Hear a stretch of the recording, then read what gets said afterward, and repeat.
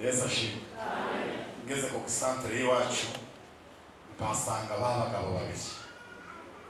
Nari nabwirije Butare kwitaba, najanye n'umuntu arataye Kigali, arambwira ngo urataye, ndataye Musanze, ati ndagira ngororero kugeza iwawe nkomeze Kigali.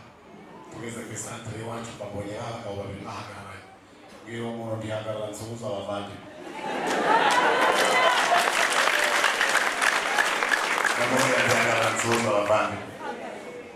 Arahagarara mvamo abahungu bakibona bati kuse ko wabyibushe biracyaza ati ko wambaye karuvati bwije nta kibazo. Umwahita abwira ngo mperutse kugura telefone wayatachi munsigaye kubona wasigaye agira gute ati nagiye kuri YouTube ndakubona. Usigaye ubwiriza bose bakakureba. Ndamureba ngiye gusezera batizi watugurira umusuru. Mbagurira iki? Uje. Bati bigenda utatugurira umusuru wabaye mukire. Ndangani nta mafaranga ya Yesu nagura umusuru. Bati none tugurira icyayi tumugende mu kigo. Baragenda bari kwirukanga bageze kuri restaurant bati boss araza ngo turicyayi. Ucuruza restaurant si ari hehe ko ntapfa kubakopa. Ati kuriya hariya ni. Atekereza ageze hano baraza barangura bagenda bamfasha amaboko mwafasha ungafasha. Ngo ngwino nivuge baduhe. Ngwino nivuge baduhe. Yagenda ndazimuntu. Nsanga yabahaye tutasi dutoya ndavuga nti si tutuntu two muramweramo. Ngwino hango nitwo tumweramo. Ndazi ngo ndi telemosi yose nangahe washize mu cyane. Bagurire telemosi yose. Barareba baravuga bati bya bintu byarasohoye. Kose muri kunyumva?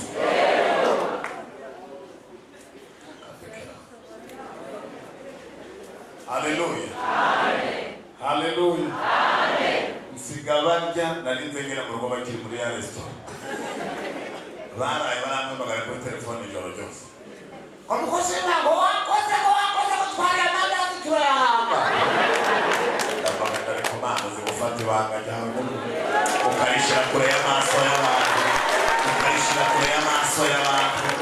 Mwubahe Imana bene data imbere turacyayikene. Yerobowamu agira ubwami mu buryo bw'igitangaza.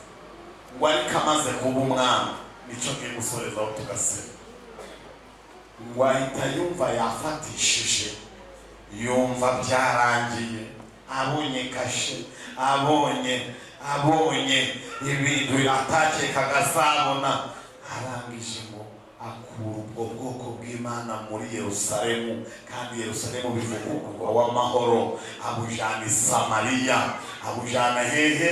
I Samariya bene data ahantu yabujana hari mu dukomane hagati y'imisozi, kuko hari imisozi ikose uwo mudugudu aho ngaho yawutuje.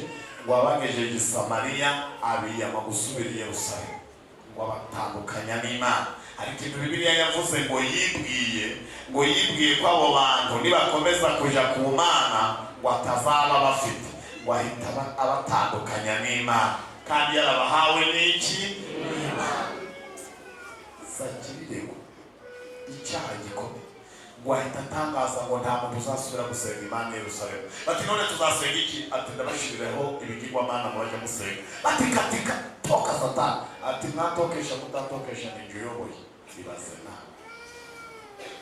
Ngo ahita afata ibigirwamana ngo imwe ishyira ku musozi n'indi ishyira kuri uyu. Aravuga ngo abaha nimubona hari hafi muzasenge kiriya kigirwamana, namwe muzasenge kiri. Ngo Abisirayeli baramwanga. Bibiliya iravuga ngo ashyiraho umunsi wo kubitaha ku mugaragaro. Aravuga ngo tariki ni umunsi uyu n'uyu, mwese muzaza mwambaye iniforme mwashananitse, tuzataha ibigirwamana kandi nabyo tuzabitambira igitambo. Uwo munsi none Imana iri mu ijuru iravuga ngo noneho ibindi warabikoze ndaceceka, ibi byo ngiye kumanuka. Ako kanya ngo uwo munsi mu gitondo yabipanze abantu bamwemereye baje, kuko n'ubundi abantu hari igihe batwazwa igitugu bakemera ibintu kandi atari byiza. Ngo ari bageze mu birori bicaye ataratangira, niho Imana yahagurukije umuhanuzi avuye i Yerusalemu, wa muhanuzi w'umusore wariwe n'intare. N'ibiriya birori yaragiye gusandaza, ngo arinjira arega protokolo, ahageze aravuga ngo wagicaniro none ahugiye gusandaza ivu ryawe ese. Yerobowamu arahaguruka ahita avuga ngo protokolo uyu muntu abanyuze hehe, bati twari tuzi ko nawe mushi, ngo ahita atunga wa musore urutoka ati bagufatisha tukamenyera umuntu. Ibirori byabiteguye, wagize ukuboko gucya. Bibiliya iravuga ngo ukuboko kugira gute, kugira ababisomye babivuga mutunze urutoki ukuboko kugira gute, agabuye bigira gute. Abandi bateze ubwo ibirori biraba umeze uco. Ibirori urabiyobora umeze uco. Yerobowamu iravuga, Bibiliya iravuga ngo arongera atereta wa muhungu ati yimbwirize. Uvuge ngo arongera arayicara. Imana ni nyakubahwa, uyubahe muzongera mugire gute. Bibiliya iravuga ngo abwira wa muhanuzi ati ongera umbwirire Imana yawe ingaruru ku kuboko. Umuzumari w'ingokora wavuye, ngo uwo musore ahita avuga ati Uwiteka agira ingabo, uriyerekanye garura ukuboko. Ngo akigarura ukuboko mbabona biremeye, ngo na cya gicaniro gihita gisandara. Yerobowamu ngo uwo munsi nabwo ntiyumva ntiyemeye, atemeye. Imana iramubwira ngo mutemera nkoze icya mbere nzakora icya kabiri. Uwo munsi ngo ariko Abisirayeli babona sinyari ko Imana ikiri nyacubahiro, baravuga bati sha nikwice vuba twongere tuyitambire, nigukureho kuko Imana yo icyubahiro cyayo iragihorana. Reka nkubwire, Imana ushobora kwitesha agaciro ariko abayiha agaciro bagusumbya volume. Ushobora gutuka Imana ikaba yiririmba bagusumbya volume. Ushobora gusuzugura Imana abayubaha bagusumbya icyubahiro, kandi Imana ni nyakubahwa. Bibiliya iravuga ngo Yerobowamu atibwiye icyo kintu Imana ikoze, ngo bukeye ngo Imana ikora ku mutsi w'umwana w'abarwayi, ngo umwana araremba. Yerobowamu atashe ari kuvugiriza avuye mu kabari, ngo abwira umugore bati bite she, umudamu ati ibintu byo gusheririza ntabyo, ati umwana ararwaye yarembye. Atameze ate, ati isuro ryaje. Ati guteze, ati amaso ntari guhumbya. Ati habaye iki, ati umuriro ugeze muri 60. Ati bwiki, atari ku mwana mu kanya barabamanditseho ripi. Yerobowamu ati siko tugiye gupfusha umwana nkaho tutagira mitiweli. Aravuga ati kuri farumasi sibazanye imiti, ati byose byanze kwa muganga bananiwe, imiti nawe yananiwe. Yerobowamu ati turabigenza gute, ati ubwo nyine umwana agiye gupfa, urashaka ya serikire n'ay'indabo n'ay'amatangazo. Ngo asubize ubwenge ku gihe, aravuga ati hari Imana ivuga, yamvuzeho ko nzaba umwana. Aravuga ati ariko sinayihinguka imbere, narayisuzuguye. Abwira umudamu ati umva madamu, icyo gihe mvugaho ntiwaruha, weho ngwino nyigutumeho. Byuka mu gitondo uje mu cyahafi, uzinduka uje Ishiro. Ishiro niho hari urusengero. Ugende haba umuhanuzi witwa Ahi. Uwo muhanuzi niwe wamvuzeho, Imana yamunyuze nimvugaho ko nzaba umwana, none byarasohoye, ariko njyewe narayisuzuguye. Wowe rero genda ujane aya maturo, ujane n'uyu mutsama n'udutsima, ubundi wihinduranye butaba ntuvuge kuri madamu wacu, kuko Imana zibaye ikibi. Narayisuzuguye. Bibiliya iravuga ngo ahageze yiyoberanyije, ngo agikubita imigeri ari mu nzira ari kuza, ngo Imana ivugana n'umuhanuzi witwa Ahi. Iravuga ngo dore muka Yerobowamu araje, ari kumva amagambo uri bumubwira ageze aha. Turashimira Imana itayobewe kuri hano. Agikandagira ku muryango, Ahiya yari yarahumye amaso, ariko ngo yumvishe umurindi ati yewe muka Yerobowamu, ati karame, ni igiki gitumye wiyoberanya ugira ngo ntabwo Uwiteka ari bukumenye? Ati wowe, ati Imana izi byose. Ati rero ugihagaze aho ukifite ibyo uzanye, Ituhindukire usubireyo ubwire umugabo wawe uti Uwiteka yagukuye muri rubanda arakogeza akugira umunyacyubahiro ariko weho ntiwamwubaha kuko utubasha Imana yakugize umunyacyubahiro kuko utahaye Imana icyubahiro yakugiriye neza. Uwo mwana waruje ngo wumve intsinzi ye ntabwo aragwa hano arapfa ugeze mu rugo. Ubu wamuzabwandika muri agenda. Uwo mwana nyirapfa ugeze mu rugo kandi kuko uwo mwana ageze kuri ubu butaka niwe uzahambwa gusa, abandi bose ntabyara. Uw'imbata n'umudendezo uzagwa ku gasozi azaribwa n'inkongoro, uzagwa mu rugo azaribwa n'imbwa. Kandi ndaje guheha pe. Genda ubibwire umugabo wawe. Hindukira kandi kubone purake. Genda mbone mu bitugu. Umudamu ati nta nubwo mwari bagenda. Genda ariko Imana mwarayisuzuma. Umudamu arahindukira aragenda, ageze mu rugo Yerobowamu ati kubwirwa iki? Umugore ati si wareba wafata ku kibambasi ngakubwira ibyo uvuze utikubita hasi. Aravuga ngo irambwiye ngo yagukuye muri rubanda irakogeza ikugira umunyacyubahiro ariko ntiwayubaha. None wari ugeze aho uyikeneye uzibigize. Iravuze ngo uyu mpetse arapfa ngeza. Yerobowamu arebye mu mugongo ati amaze gupfa. Ati hamagara rero bakore serikeri ugiye guhambwa gusa ibirakurikiraho twese tugiye kugwa ku gasozi. Yerobowamu arababara wakiri muri ibyo Imana itangira gusohoza ibyo yagize gute. Uyu Imana izongera mu ikenere bene data niko yabandumye. Reka dusengere muri uyu murongo w'umugabo witwa Hezekiya umunyabwenge wubasha Imana ngo yasanze se ahanze yarasohoye na yinjiza ibigirwamana asohora abatambyi yinjiza amahandi ngo birangira ngo n'abaririmbyi babakuye ku gatuti ngo ariko Hezekiya abaye umwami aravuga ngo icyubahiro cy'Imana cyongera kigaruke. Ngo arongera ngo asohora ibigirwamana arabimenagura ngo agarura abatambyi mu rusengero, agarura abaririmbyi ahabo, agaruraho Shitimu irahimbaza, azana abatumishi bavuga Imana.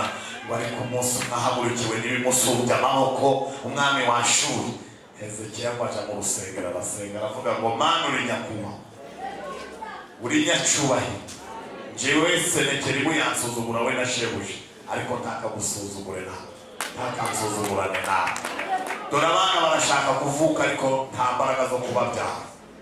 Dore itorero rirashaka ko abakizwa bakiyongera ariko bize kuko umwami wa Ashuri ateye. Bibiri iravuga ngo akibivuga yohereza intumwa kuri Yesaya kumuhanuzi. Tugiye kureba ubuhanuzi butandukanye. Yerobowamu yohereje umugore we kumuhanuzi ibyo yamuhanuriye nabyumvise.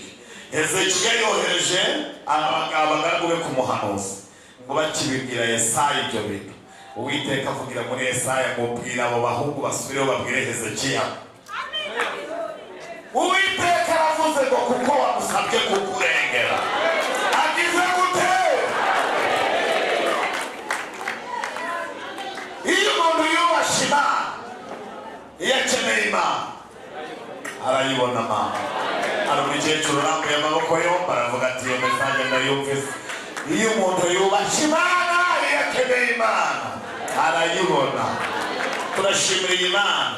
Iyo bigukomereye ntiguha randevu, iyo bigukomereye ntabwo ikubwira ngo uzagaruke, ihita ibikora. Bibiliya Imana yaravuze ngo kubwo kunyagwa k'umunyamubabaro, kubwo gusohoza umutima ku nzahaguruke ejo ngo nijyari nahagurutse nje gushyira mu mahoro bacurira iki. Umuntu wubasha Imana, Imana ntimuha randevu, imutabara hakiri kare. Iyi mesaje Imana yabwiye Hezekiya itandukanye niyo yabwiye Yerobowamu, kuko Hezekiya yarubasha iki. Hari umugore rero dusorejeho. Uyu mugore ngo yagwaje umwana w'umukobwa, umukobwa we w'ikumi yari umusirofoyinike, ari umugiriki kazi. Ubugiriki rero kuko aribwo bwakoroneje Isirayeli ngo bari barivanze bari kumwe. ariko ngo abagiriki nibo bari bakomeye cyane kuruta abisirayeli. Noneho ngo agira ikibazo rero kitakemurwa n'amafaranga, agira ikibazo kandi kitakemurwa n'imiryango. Umwana warwara abadayimoni. Hari umuntu hano warwaza abadayimoni agahamagara na yaraziranye joro guhamagara dipisi? Ntabwo bishoboka. Hari indwara utahamagara abantu. Ariko reka mbabwire ngo aganira n'umuyuda ati none ko njyewe umwana wanjye arwaye abadayimoni kandi yarageze mu gihe cyo kuba inkumi, biragenda gute? Aramubwira ati hagire umugi. Ati ndumugereke. Ati katika. Ati byarangiye nguwo ni ugupfata kundi. Ati se kubera iki? Ati naringize ngo uri umuyuda. Kubera iki se umuyuda wambaye abadayimoni byagenda gute? Aravuga ati ariko gakorasi dutera ntabwo mukazi. Kavuga ngo iki? Aravuga ati dore Yesu ni mwiza we, twabonye muganga. Twabonye muganga we utuvurira ubuntu. Dore Yesu ni mwiza we, twabonye muganga. Dore Yesu ni mwiza we, twabonye muganga. Dore Yesu ni mwiza we, twabonye muganga. Uje muraza kuwa gatanu nimugoroba cyangwa kuwa kane tudukora se two mu masengesho natwe ku cyumweru. Noneho wakimubwira ati ye, ati twe dufite muganga utuvurira ubuntu. Ati mwebwe abakize. Ati twebwe abayuda gute? Ati twebwe dufite Yesu ni umukiza. Ntabwo ari umuvuzi, ni umukiza. Aramubwira ati se none n'uwanjye ashobora kumukiza? Aravuga ati ntabwo ashoboka bitewe n'uwuriho. Niki? Ati uri umunyamahanga. Gute? Uri umugiriki. None se akize abana ba Aburahamu abayuda. Umugore aravuga ati mvaguwe ngiye nta makuru uboye ibyanjye gusa, ibindi nje kumwishakira. Aramubwira ngo arabishoboye. Uyu mudamu ngo azinduka mu gitondo, vuga uti nguko naje. Abarazamutse arakata, abaraparitse, abarayinjiye, wabonye Yesu atangiye gukora ibitangaza. Abaramwegereye ati ariko nanjye nzirika. Yesu ati ziwe uriye. Ati agakobwa kanjye kararwaye kandi kenda gupfa. Yesu ati ngo suzi ko ntakumenya. Umudamu ati se niba wamenye bimeze bite? Yesu aramubwira ati mva nkubwire. Umudamu ati cyangwa nsubire kwicara urankorera mu banyuma. Yesu ati hagarara nkubwire ikujana rikugeza iwawe. Ntabwo nafata ibiryo by'abana ngo bishukunye ibiki. Abandi bati madamu kutari kugenda ntabwo mva ikinyarwanda. Mudamu aravuga ati ariko namwe mwicushubikanya ndamuzi ntandapfa kumuva imbere. Abandi batarika amaboko aramuha uyabona mwiramukaye. Ubu nyuma y'iri jambo hari ikindi kintu aragupangira. Birakurikirira bari bimeze ute? Umudamu ati ariko mwikanga ntabwo ateka abantu. Uzida muyobeye waje kumushaka ukikubita kurirutse. Abandi bati sinone kubwihagazaho. Yesu ati biteze kubwihagazaho. Umudamu aravuga ati hari icyo nakongeraho bose. Yesu ati kivuye. Aravuga ati none ndabyemera koko ndibwa pe. Kuba Yesu yaravuze ngo ntayafate ibintu by'abana ngo abijugunyire imbwa, reka mbabwire icyo byasobanuraga bite duseka. Abana uribuka ko ijambo ryaravuze ngo icyakora kuko abamwemeye bakizera izina rye yabahaye ubushobozi bwo kuba abamwemeye abakristo. Abo ngabo ni abana kuri Yesu. Pawulo aravuga ngo mujye mwirukana zamba. Arongera avuga ngo hanze hazabibwa. Ntabwo yavuze zizimoka ngo oya nibwo abantu. Buri umuntu yari umunyabyaha Bibiliya imwita iki? Ntabwo ari gushira isoni. Bibiliya ati shira isoni nizo zizaba hanze. Aravuga ati rero ntabwo mfite ibyo kunyanyagiza. Umudamu aravuga ati rero ibyo ubwo nshaka kubivamo nkaba umwana. Ahita apfukama hasi ati reka ntegere munsi y'ameza umanza ugaburira abana nanjye mfata ubuvombo intoki wamanura amavi hasi. Yesu aravuga ati byarangiye nta nubwo ndahera kuri babiri kuko wemeye ugaca bugufi. Nicyo nashakaga bibe n'ikindi kimenyetso cy'abandi bantu bashakaho serivisi. Ni uguca bugufi ukava ku buga, ukava ku byaha, ukemera kuba umwana, ukajya ku biryo bya Yesu. Nakira ijambo ry'Imana. Nakira ijambo ry'Imana. ndagira ngo dusenge Imana gasaba iterane ryose mahuke dusenge kandi muraza kunyihanganira minota twayiriye ariko twese duhaguruka baje bahagaze kuko twese duhaguruka abaje bakambuka abantu baje bahagaze muhaguruke babwire uko dusenga bene data nshuti z'umusaraba ijambo ryavugaga ngo yubahe uzongera ugire gute uyu mudamu yakeneye Yesu wa serivisi ataramwubaha Yesu aramubwira ati no ntabwo ndi guhera ruhande ko ibitangaza umudamu aravuga ati mbwira icyangombwa ntujuje aturacaho umunyabyaha turakizwa umudamu ahita akirizwa aho ngaho atahana serivisi Imana ibahumugisha ndagira ngo ngutangarize ko muri uyu munsi kuri uyu mwanya tugezeho bitekerezeho ukeneye Yesu ukeneye serivisi kuri we ukeneye ibitangaza kuri we ariko ntayakongera ibisubizo ku byaha byawe ihana ibyaha utahana ibisubizo ihana ibyaha usubiza atahe muri wowe nta nubwo bizagusaba ko ujya ugaruka ngo gusubiriza uzajya umubwira uri no muri supanete Yesu agusubiza Imana ni umugisha Imana ikugira neza ndagira ngo dusengere umuntu uri kumva uyu munsi